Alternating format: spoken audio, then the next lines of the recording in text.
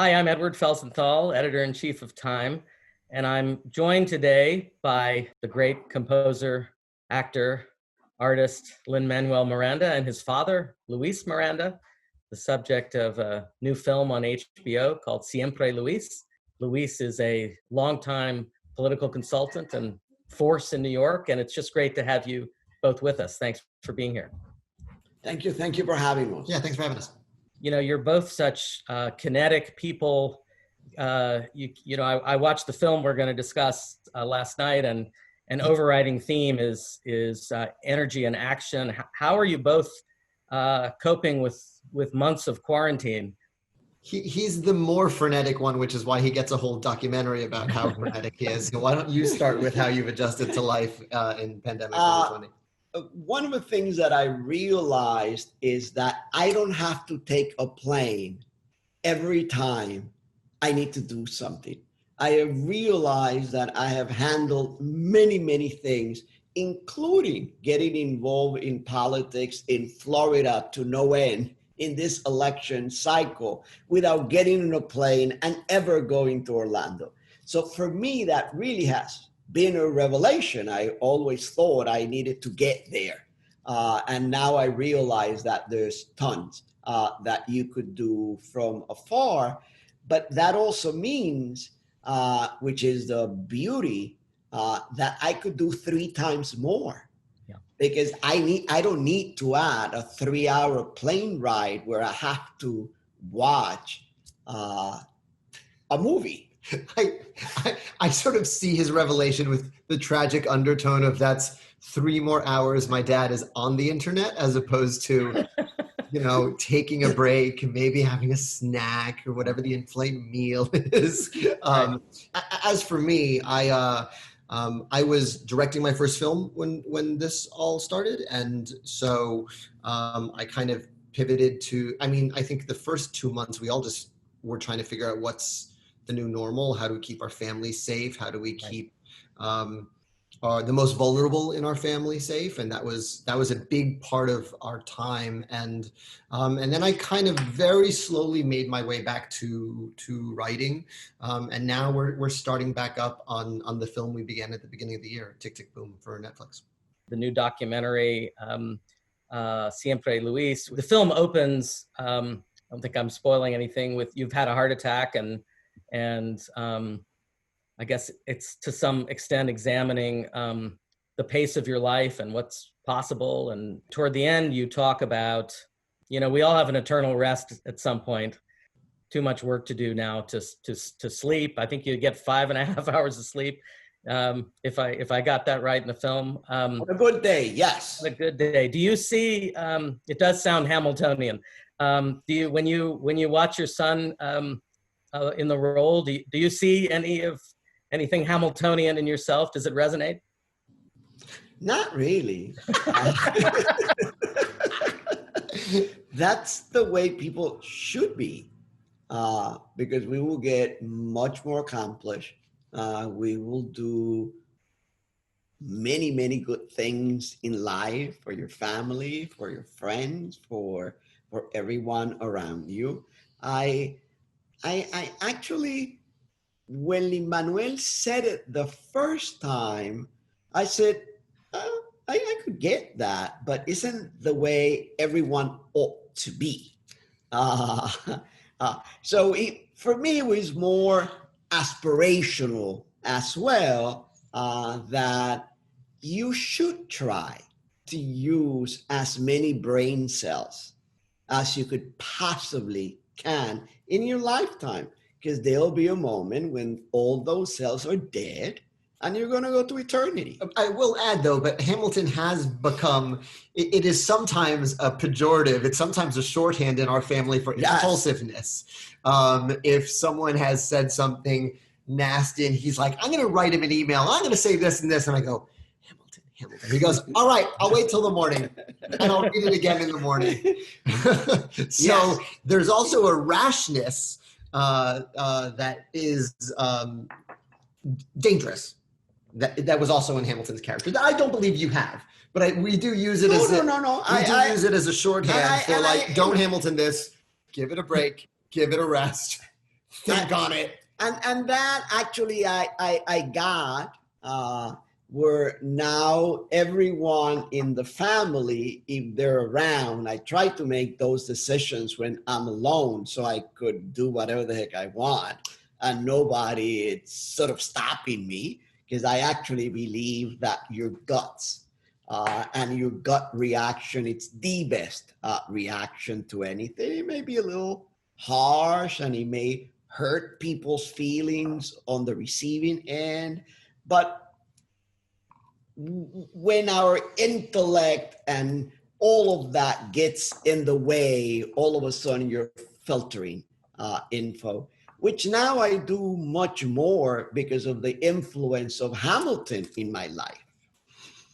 How is that? You temper your reactions? I do. I actually will write an email that it's probably hot-headed and it's coming from a space of, I really need to smack you. And I may just sleep on the email or... Oh, sleep. Yes, sleep is important. Thank you. It's sort of where I thought it would go, because what struck me watching the film, there's a moment in the film, Luis, where you talk about your mother and how she pushed you, and if you got a 95, she'd say, did anybody get 100? I relate a little to that, and I think about... You had a good mother. But and I wondered, did you push your kids the same way? I did. We also send them to therapy to handle it. But I did. I wanted them to go beyond the minimum or what was expected or the average. I wanted them to excel on everything they were doing, and push very hard for that to happen. I always remember my daughter was in high school. She needed to do a paper and needed to interview an ambassador or someone for a particular term paper. And I had made an appointment and she interviewed, I believe it was the ambassador or the consul general of Mexico, and then sat on the information and on the recording until the very last minute. And Sunday, when I said, let's read what you wrote, it was horrible. It did not represent all of the work that she had done to that point. And what she was presenting to the professor was crappy. And I took it and I tore it apart.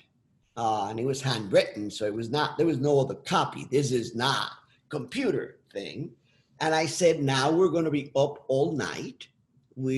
I'll stay with you. We're going to review the tape. You're going to take notes about the tape. We're going to organize it. And then you're going to write a report that represents the homework and the care that they should have. And so I pushed, but to the extent I could, I was always available to help in getting that next level. Can we fact check? I've never heard this story before. This is wild to me. I can't wait till my sister sees this interview. Well, my daughter, she was not very happy, but she was very happy with the end result and with the grade later on. Yeah, no, it seems like it worked out. There on the therapy, there's a great Nora Ephron line that the most you can hope for from your own children is that they grow up able to pay for their own therapy. Yes. Let's shift gears to Puerto Rico, which is, of course, also a major theme and place in the documentary and in your lives. You describe it in the aftermath of Hurricane Maria and the devastation of that hurricane as this perfect place that all of a sudden doesn't exist anymore. And I wondered how you are thinking about Puerto Rico now that we're 3 years out from the hurricane? Is it does it still exist in your mind in the same way? Where is it in its recovery? It always existed, and in fact, we always sent the kids for a month during the year when my parents were alive.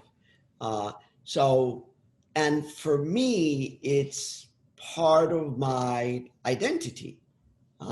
So, what has happened since Maria, it's that the idyllic, perfect place where my parents were from, where I went for nurturance, where I just enjoyed Puerto Rico, has shifted and has evolved. And now I think that what Hurricane Maria brought in my mind, it's the political contradictions of an island where everything gets maximized to a level that sometimes it's not necessary. And I have learned through the Maria experience of how difficult it has been for Puerto Ricans. Remember, I left at 19, Right. But many, many, many people stayed, and life has not been easy. And I think that when that happens to people, particularly under colonialism, there is a contradiction that I have learned after Maria that was never present in my head. It was a thought, it was cognitive, but it was not experiential as it is now. Lin-Manuel, how, interested in how it felt to you, what it meant to you to bring Hamilton there on that trip, and Yeah, I mean, it really was an example of sort of the mission shifting. Puerto Rico is a place of pride. I obviously have a different relationship, having only spent a month a year there every year, but I'm grateful for that month because I feel like I have a real connection to family on the island and the island itself that a lot of folks who grow up in the States and who have parents from there don't have. So I was always sort of grateful for that connection. And the moment in the Heights, my first show had a tour. We figured out how to get the tour to Puerto Rico, and it was the first equity tour ever to go to Puerto Rico. And I just felt so proud to bring my work there and to bring my work to my extended family there. And so the moment the New York Times gave us the review they gave us, I knew we were somehow bringing Hamilton to Puerto Rico just as a show of pride. And I will always bring any art I make to Puerto Rico because it's important to me. But then so we were already in the planning stages of inaugurating a new touring company in Puerto Rico because that seemed to be the easiest way to bring it there, was to actually launch a tour there and then bring that to the mainland instead of shipping it the other way around. And then as soon as Maria happened, it became, how can this help Puerto Rico? We never for a moment, even though the devastation was unimaginable and unprecedented, our schedule was still a year and a half away, and we realized Puerto Rico is going to need all the help it can get in the short term and the long term. We decided to earmark any money that Hamilton made there for artists and arts organizations on the island, which often get left behind in relief efforts. And so that became the mission, and that became our lives for the next year and a half. I wanted to take you back to your home now in New York, terribly hard hit, of course, in so many ways by the pandemic, much deepened inequality, theaters still closed, restaurants struggling so terribly. We're all reading from time to time, can New York come back? What's the future of New York? As New Yorkers, we've lived this before. And Luis, I wanted to ask you, as somebody who's devoted so much of your life to the city, how do you see New York right now and its prospects? What attracted me to New York the day after I got here and sort of realized, holy macaroni, this is where I belong for the rest of my life. It's what continues to attract me to New York.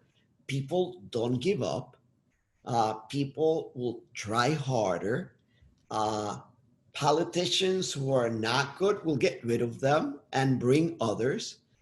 New ideas get on the table, and people try new things. I am amazed now, and then we'll get used to it. Like my neighborhood, Washington Heights, we have tons of restaurants, and we have no parking.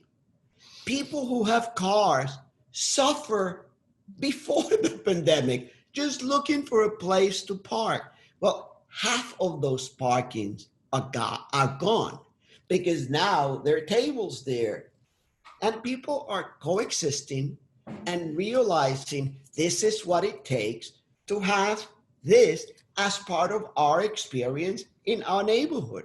And I believe that that spirit of working harder, shifting, rearranging, it's so New York that will propel us as it did on 9/11 or the 1888 and the 70s economic decline. We have gone through cycles of difficulty, and this one, it's hard and it may take more, but if we hang in there, we'll handle it and we'll get to the other side. Beautifully said. Lin-Manuel, what about the theater industry? What are you hearing? What can we all do to support it?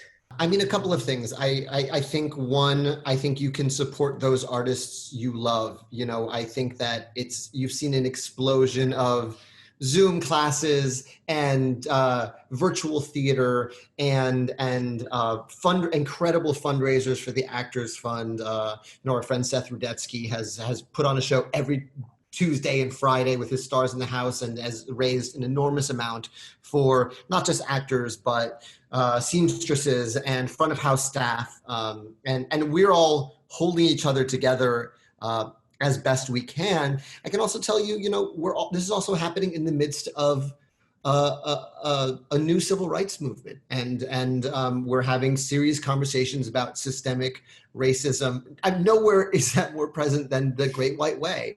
And I can tell you, for Hamilton's part, we have weekly calls with our casts, with our various companies, and what's been amazing is the energy that would be going towards 8 tours a week has now gone towards these challenges that are facing our country, whether it's systemic racism, whether it's mobilizing the vote. I've seen just incredible energy from our company in terms of doing that. But in terms of the larger picture for theater, it's I have no doubt we'll be back. I don't know in what space, but what's exciting to me is that theater practitioners are looking to create a more equitable and a more just space for when we return, so that that audience for Hamilton is as diverse as the cast of Hamilton, and hopefully that front of house staff. So we're working on those bigger questions because we have time to. It's not business as usual. So let's grapple with some of the bigger inequities that have faced our corner of the arts world for a long time. The other thing that I have seen, it's that smaller theaters, museums that before got no play because the big places took all the oxygen, all of a sudden become important. And they become important because there's tourism in New York, and sort of the little theater in a neighborhood, it's now important. We see NYC and Company, for example, doing an entire campaign on how do we visit what we have in New York and how do we support. Same thing with small businesses. Before, they were not as important as they are right now. And people understanding how they bring character to neighborhood and how they ought to be staples in our lives. all of those changes are taking place right now. Last question, high altitude, but really stems from what you've just been saying. Lin-Manuel, all of your work, or so much of your work, is about the American experiment and a better vision, a better future for the American experiment. And how are you feeling now about the state of that experiment? And I mean, there's so much pressure for change that could be positive, but also a great deal of resistance to change. And just wondering how you look at the state of that experiment right now. I don't know if I have any more wisdom than anybody else. I do know that I think the scariest thing about our particular time is that we seem to increasingly be a nation that has its own set of facts and chooses its own reality based on our social media feeds, the algorithms, whatever your Facebook page is saying. And that's scary because you can't really have an exchange of ideas if you're working off different fact sheets. I think that's the scariest thing, honestly, about this time. That being said, in the election of 1800, Jefferson had a newspaper and Adams had a newspaper, and they printed lies about each other during that election. So it's also not new. It's just that the news travels at the speed of a click now. So it's just, it is more dangerous than it was with the printing press. That's the scariest thing to me, but I also think that there's enormous hope in these times, because when I see the peaceful protests that are going on and I see the diversity on display, that white bodies are standing up for black and brown bodies in the streets, that gives me enormous hope. And the fact that honestly, when a corporation says Black Lives Matter, that is actually exciting to me, because they have made the calculation that this is a big change, and this is they're on the right side of history, and that makes me feel hopeful. For me as an old person, it's so hopeful. I with Trump winning the election, it was so depressing. How can this country elect this clown? I spent my 60s and my 70s in protest and trying to change the world. I probably have whatever time I have left, and this is what I'm going to take with me, this image of this horrible reality in the country. So the Black Lives Matter movement has given me the hope. Oh, wait, there's a new generation. I'm old, but there's a new generation that is fighting for the causes that are just for all of us. And the Trumps of the world are just an aberration in a country that is going to strive for something better. Thank you so much, Lin-Manuel and Luis, for being with us today on TIME100 Talks. Thanks for engineering this family counseling session. Anytime.